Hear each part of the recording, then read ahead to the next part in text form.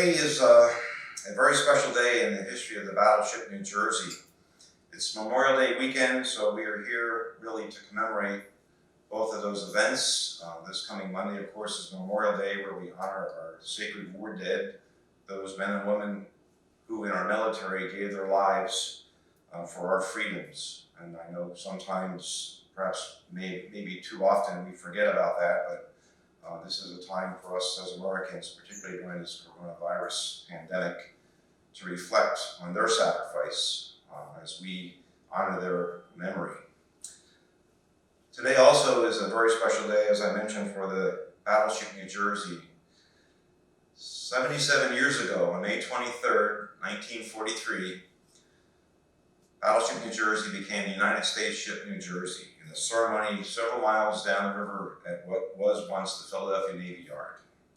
Rear Admiral Milo F. Drummel, USN, Commandant 4th Naval District and Commandant of the Philadelphia Naval Yard, ordered the New Jersey be placed in commission at 12:38 p.m. on 23 May 1943. At that time, the American flag, the ship's jack, and her commissioning pennant were hoisted for the first time. Captain Carl F. Holden, USN CO, was the first of 19 commanding officers to assume command of this mighty dreadnought. Part of his remarks, this is what he said, and I quote, "This is going to be a smart ship. By smart, I mean clean, trim, alert, disciplined. That is synonymous with an efficient ship. It is already a powerful ship. It's going to be a fighting ship." Soon after that, New Jersey went through her shakedown period before departing for the Pacific Theater. She was the second of 4 Iowa-class battleships commissioned by the U.S. Navy during World War II. First being the Iowa, followed by New Jersey, then Wisconsin, and then the last battleship in the U.S. Navy to be commissioned on June 1944 was the Battleship Missouri. These ships were designed to be the ultimate in battleships. By that I mean their speed of 33 plus knots and their heavy armor and their unparalleled armament made them extremely formidable vessels. Expensive ships to build. Back in 1943, in terms of US dollars and cents, it cost over $100 million to build this ship. Putting that into perspective today, you're probably looking somewhere close to $5 to $6 billion with inflation adjusted US dollars. But her history is unparalleled in that she became the most decorated battleship in the history of the United States Navy, earning 19 battle stars in World War II, Korea, Vietnam, the Middle East with her action in Beirut, Lebanon, and of course she fought throughout the remainder of the Cold War before being decommissioned for the last time in 1991. She's the only warship in the U.S. Navy to be commissioned once and recommissioned 3 times. Such was her longevity that, and the characteristics of this class of battleships when they were built, that they possessed capabilities that were unsurpassed even with new technology. In fact, this ship became the test bed, if you would, for new weapon systems that came along, such as cruise missiles, which were introduced to her armament in 1982 when she was put into service for the last time by Ronald Reagan on 28 December 1982. Her length, she's 887 feet 7 inches, 4 inches longer than her 3 sister ships. I have a feeling that the people who built her in Philadelphia wanted to make a statement as being the longest battleship ever built. So the folks who built her with painstaking love and care added an extra 4 inches to her length. I should also mention that of the workforce, approximately 30% were women. The men were all fighting the war, so the women took up the roles of welders, pipe fitters, etc., electricians, to help build this magnificent warship. So when you go around and you look at the weld seams, you can see they're flawless, and I have a feeling it was because the woman who built her took extra pride in the work that they did to make sure that she was built to last, and last she did. One of the other characteristics that challenged the designers when they built her was the beam of the ship. Foreign battleships such as the Bismarck and the Armada had wider beams. And that was because we had to limit our ship's beam to 108 feet so that they could squeeze through the Panama Canal locks. The locks are 110 feet wide, the ship is 108 feet wide, so there's a foot of clearance on either side when they go through the Panama Canal. Strategically, that was considered to be an extreme important consideration in the design of these ships. Her main battery of 9 16-inch 50 caliber rifles were the most powerful rifles ever put on a U.S. warship. They could fire a projectile weighing the size of a Volkswagen Beetle, 2,700 pounds, approximately 24 miles downrange, with very, very high level of accuracy.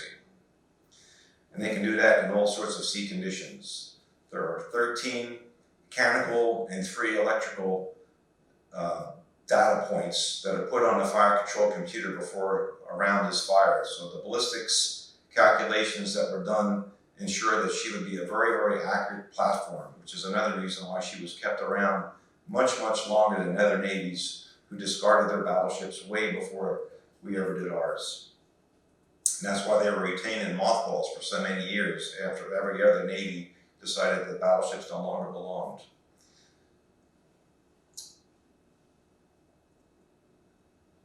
She was awarded 19 battle stars. Again, as I mentioned earlier, she's the most decorated battleship in the history of the United States Navy. And for that reason, we're extremely proud to have her here, not too far from where she was built, as a lasting museum and memorial. Her crew has dropped in size. When she was first placed in commission, approximately 2,750 officers and men were required to keep her active. During the Vietnam time period, that crew size was reduced to about 1,680 people, with the removal of most of her antiquated anti-aircraft batteries. The 40mm quadruple gun mounts that lined the decks of this ship, there were 20 of those, and approximately 60 single and twin mount 20mm cannon. All those were removed because they were no longer adequate to defend the ship against jet aircraft. So the removal of those obsolete weapons allowed for the crew reduction to be over 1,000 men, which was extremely comfortable for me, who served on this ship in the 80s, to not have that many folks to bump into. So the accommodations were a little bit more spacious, as you can imagine, with the reduction in size of over 1,000 people. Ship was not air conditioned when she was built. The air conditioning was never added until the Vietnam conflict. The teak decks that you see on the ship, one of the reasons that we have teak, and I always get this question, is why do we have teak on a armored battleship? Well, for several reasons.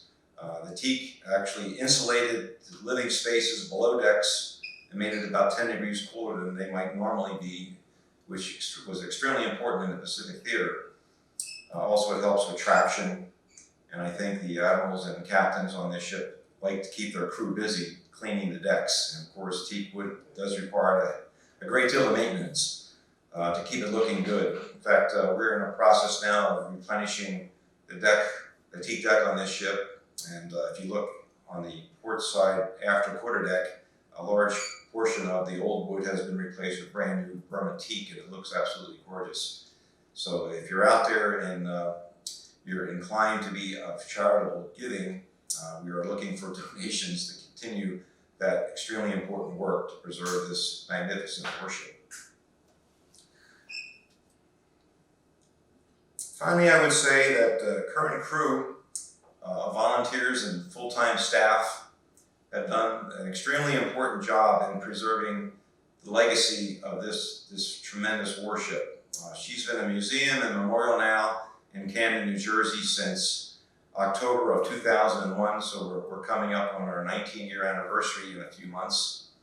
And since then, she's been home to the volunteers and staff, but tens and thousands of visitors have come on board to experience what it's like to have served on board a warship of this size And of course, since the Navy no longer has battleships, we are one of the few where people can go and visit and see what it was like to be part of the real Navy. One thing I will close with in my remarks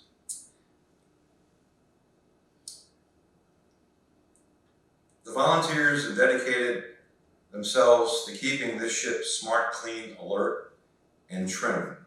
So her first captain, Holden, would be very, very proud, since those are the words he uttered when placing this ship in commission for the first time in 1943. So today, we give thanks to those folks who served on board her. New Jersey was a very lucky ship. She only lost one member of her crew in all the wars she fought, and that was during the Korean conflict. So she's always been a safe ship, she's been a lucky ship, and now we're blessed to have her here in the Camden waterfront, where we can continue the legacy of providing those who come on board with firsthand, real life experience of what battleship duty would have been like during her tenure with the fleet. One thing I will say is that the same pride goes in every day with those who come on board. We're extremely delighted to be here, and as a crew member and a volunteer and retired Navy person, I am extremely delighted to have this opportunity to tell you a little bit about the ship's magnificent history and what she means to the U.S. Navy and for those who served on board her. With that, I would just say that for those interested in learning more about the ship, visit our website. Our ID page is battleshipnewjersey.org, and /give if you're inclined to be a person who likes to continue the legacy of the ship. We certainly welcome your generous contributions and donations. So with that, I will close. I would ask Brian Jockman to please come forward and accept the wreath so we can honor those folks who served on board this ship and also those who lost their lives in the call of duty.